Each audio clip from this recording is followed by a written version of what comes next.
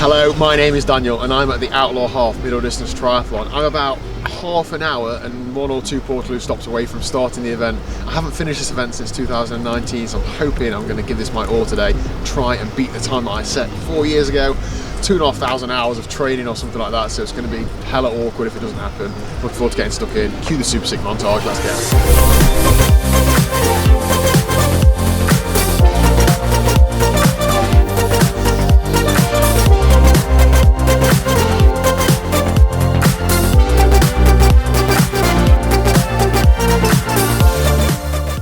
So the sport of triathlon is pretty much one massive faff. Here I am faffing with bags, faffing with nutrition, faffing with kit, but it's all worth it because before you know it, it's time to head down to the start and get this thing underway. So we've got 15 minutes until the start. The excitement and the anticipation is just building. Not the excitement and anticipation for my performance, but just for a good day out. I'm excited and I'm a little bit nervous, to be honest. Liz has just told me, oh, what did she say? Keep cool, keep calm. Oh, it was a really useful piece of information that I forgot. Anyway, so I'm going to try and remember what that is and yeah, get ready for the swim. This is one of my favourite things about this event. The anticipation building, talking to old friends, talking to new people. Everybody there slightly nervous. Everybody's looking forward to a great day out. It is absolutely brilliant. Yeah. You're really worried about the temperature, aren't you? I've taken no precautions. I was saying to Liz, I said, am I being stupid? Am I completely avoiding the fact that it's going to be a bit chilly? I was like, I feel like this is going to be warm. I think it'll warm up. And I was like, I feel bad if I tell you, oh, I don't worry about it. And then it's like, that first 30 minutes is going to be cold. It's nothing like doors in your like that. Yeah. Oh. Because that was proper cold. Yeah. That was. We started racing each other at the Crawford Sprint Try, didn't we? It was cold. I didn't do it last year for the first time in about 7 years. I hate no space in the trophy cabinet. Only got one from there. But before you know it, bang, go.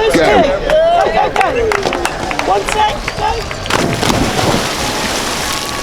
Solid 12 out of 10 dive there from me. Right, what is the event? It's a middle distance triathlon. It's the Outlaw half Nottingham. It's a 1.2 mile open water swim, that's why we're in a lake, a 56 mile bike ride, and then a 13.1 mile half marathon run. This event is where triathlon started for me properly. In 2016, this was my first middle distance triathlon, and that's when I got the bug. That's when I then started having even less money than I did before then, and committing even more time towards training and so on. Genuinely, this event holds a firm place in my heart. It gets me a little bit emotional. I really wanted to perform to my best today. I last finished the event in 2019 and I wanted to do better than I did that day, even though back then I was probably in better shape. So that's me in the white cap just coming towards the end of the swim. I had a good swim, so I started off pretty hard.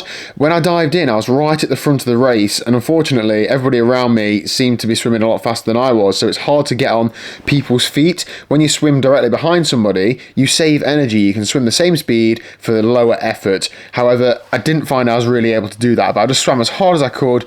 I got some weird phantom stitch halfway around, but that went off after a while. So here we go, running into transition now, so you have to peel off your wetsuit.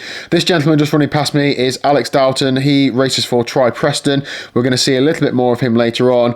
Great athlete, extremely good looking guy. A bit of a shady move of him passing me on camera. I'm not too happy about that, but I'll let him off for what happens later on. And yeah, so what's going through my mind right now, I'm trying to keep my heart rate down. Often when I run into transition, I run too fast for me. I end up getting really high heart rate and then I can't think straight, can't breathe, borderline have to have CPR. So like I'm just trying to keep a lid on it and just think through what I'm going to do. I'm changing my watch position on my wrist. I'm thinking about how I'm going to peel my wetsuit off, shaking my arms out a little bit for no apparent reason. And I'm just thinking, don't run past your bike, Daniel. Sorting out my tri-suit that's rolled up my arms, all those sorts of things. There's a long way to go, so I don't need to scrimp and save the odd random second here. I just need to make sure I'm following all the right processes and I'm going to set myself up for a good day. So there we go then, found my bike. Time to strip the wetsuit off. It's quite difficult to do when it's wet and sticky. Like there's not much you can do other than try and push it off with your feet and then peel it off when you can. Now there's a few rules in transition. So before you get on your bike or even lift your bike off the rack, you have to have your helmet on. But I know before I put my helmet on, I want to sit down and put my shoes on so that I'm ready to go. But I'm very keen that I don't want to get on the bike before I have picked my helmet up, because otherwise you do get disqualified. Wipe my feet on the very very, I don't know how to say this because I got in trouble basically for using that kitchen tea towel in transition area, but I think the less said about that, the better. So shoes on, sitting down, because when you bend over after a swim, well, I tend to go really dizzy. A little bit of a comfort wipe of my head because I've got loads of lake water on me. Shades on for Instagram, helmet on and clipped in. And then we go, grab the bike, start running through transition and get down to the mountain line where you can actually get on the bike. So wrecking the course is important, but also recce in the transition area. And I knew here the left-hand lane was slightly wetter and boggier than the right-hand lane. So I moved over to the right and ran down the next row. That was a little bit longer to run, only a metre or two, but I knew it was so much drier. So therefore I was going to run that a little bit faster and also just not get my shoes covered in mud and struggle to clip into the bike. So that was the right decision. I'm glad I did that. And there'll be a lot of footfall going through that first row, so I was happy with that decision. You can see on my time trial bars I have a gel taped to it. Now I can't actually get in time trial position until I've removed that gel. That's very deliberate. That makes me have a gel as soon as I get on the bike so that I am fueling this performance. Also here, there's plenty of people trying to get on the bike, so I just run straight through them to get a bit of clear road, get on my bike, and then hopefully I've got a bit of clear road in front of me. There's Alex Dalton, the absolute so-and-so that ran past me on camera. Well, I don't quite get it on camera, but I do go past him on the bike. Alex is similar to me in terms of overall ability in a triathlon. He runs faster and doesn't usually bike quite as fast as me, but we even out to be sort of similar. So I knew here, if I wanted to beat Alex, then I really needed to put some distance in between me and him. So when I went past him, I made sure that I went past him and kicked on a little bit. I didn't put too much of a dig in because this is very early doors here, but I did make sure that I was making progress. Just coming down the backside of the lake, you can see that I've had my gel so I can actually get down in TT position. And this is all about just settling into the effort. I don't want to go too crazy too soon. There's 56 miles to go. It does take me about 2.25 hours, so the first 5 minutes is not that essential, but I'm feeling good. Bit of a tailwind down there, motoring well. I know the bike looks good, that's good for morale, and yeah, just settling into it and getting cracking. And this is hopefully the story of how the bike ride's going to go, just making positions, ticking off people one by one, and having a good ride. Let's head out to Liz, who is my on-course reporter, as well as top support crew, bag holder, general counsellor. Good morning. So the time is 6:44. I've driven out to the roundabout near Eastbridgeford Garden Centre, and we're just waiting for the first athletes to come through. We know they're in the water, but we're not sure how far away they'll be. So we're ready for a good day. I've got my cowbells and megaphone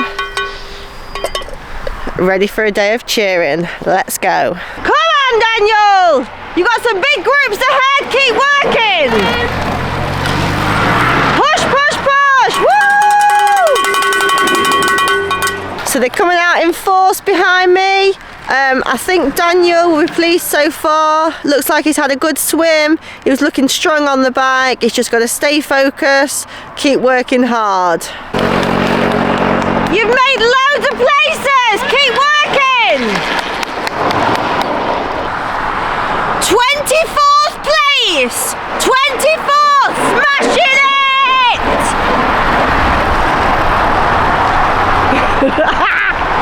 it! Here we go then, watch out Super League Triathlon, flying dismount coming in hot.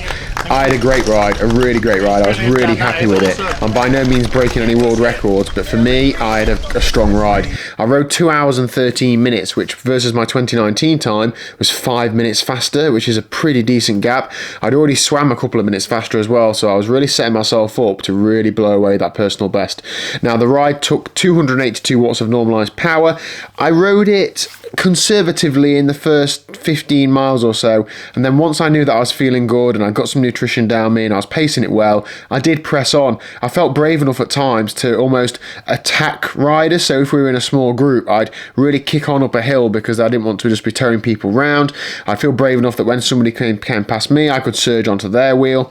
It's not very often that I get the chance to work with people on the bike. You're not allowed to draft as in sit right behind other people, but you can keep a space of 12 metres between bikes, so I was trying to do that where possible. On the way out there was a gentleman called Chris who raced for Team Zoot. He was riding really strong and I did get some benefit from him. And then after that, there wasn't really as much. Patrick, who we saw at the start, did come behind me for a little while, but I knew that he runs a lot faster than me. So, as I said, I felt brave enough to be able to attack and put in a surge to essentially get rid of him. Sorry, Patrick, but, you know, it is a race, isn't it? And Patrick did catch me within about 4 miles on the run, but I've got to put myself in these positions where beating people is a realistic option. So, running through transition, pretty similar to T1, to be honest. The first transition, just keeping it calm, not trying to spike the heart rate too much. I've got a half marathon to run, and I'm just trying to focus on thinking about what I'm doing when I get my bike to the rack and going through all the right steps. I think I do actually go past my bike when yeah, there we go. So I go past it, just missed it. It's not as easy to spot trainers as it is to spot a big blue bike, but I only lost a couple of seconds there, so that's not the end of the world. Racket front way in on the way back in because that's faster. Helmet off, and transition 2 is a lot faster. Gel wrappers out of my tri-suit, which I've been storing in there around the way. Same sort of thing as transition 1. Sitting down to put my trainers on because I'm putting socks on as well. Blisters are the worst thing ever, and I didn't want to run a half marathon without socks. It's pretty common that people will just put socks on for the run.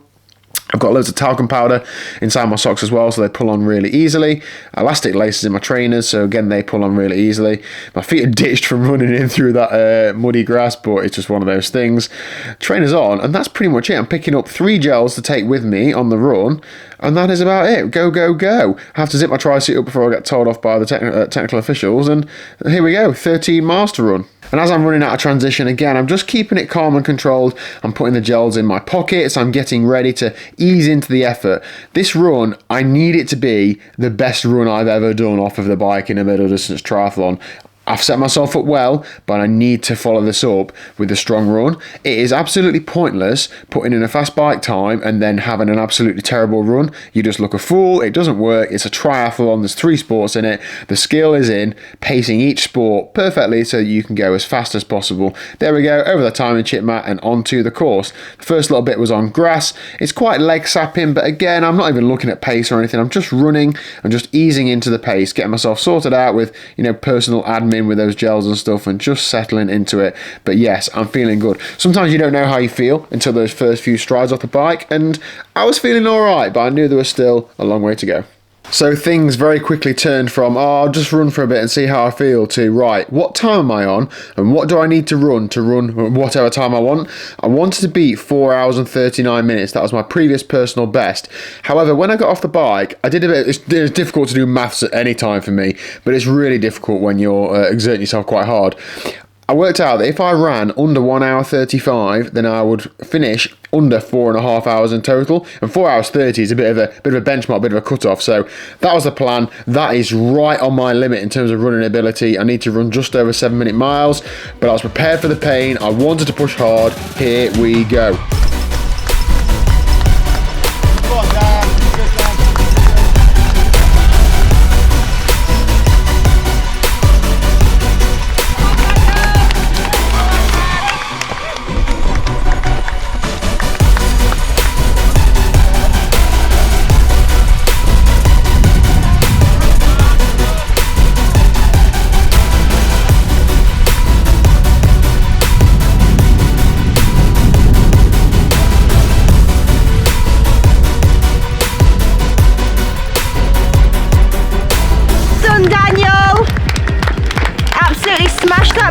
Just keep working, settle into the run. So we're now back at home Pier Point, ready for the run. We've just seen Daniel for the first time. His bike time today was 2 hours and 13 minutes and 6 seconds.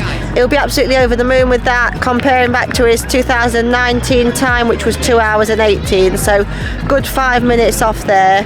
I must say though, when we've just seen him run past, he did look a little bit grumpy already, so I just hope he's not gone too hard on the bike and can hold it out for the run.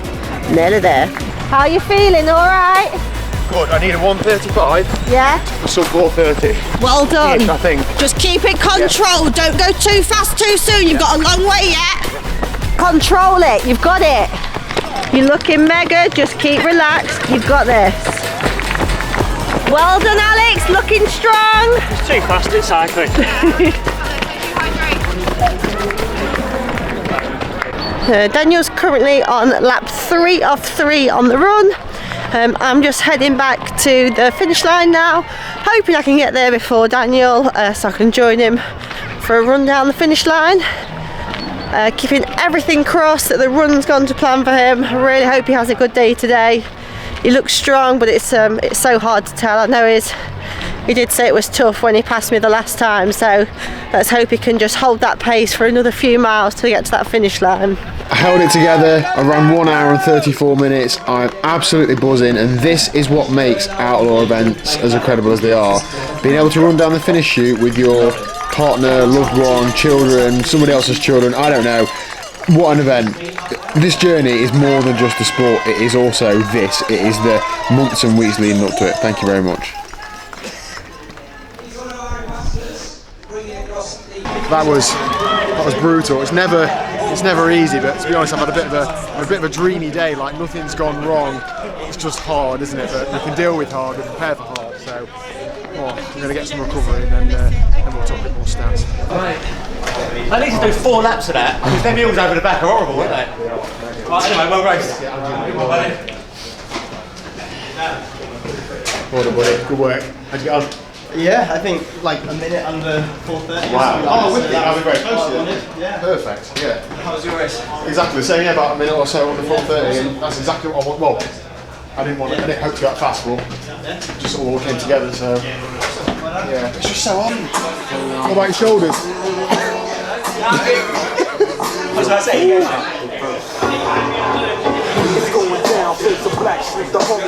couldn't be any more pain anyway, so. Fire to anyway. You animal. You might have beaten me in time, you know, so I was like first water. I went far. No, I was winning the first minute or two.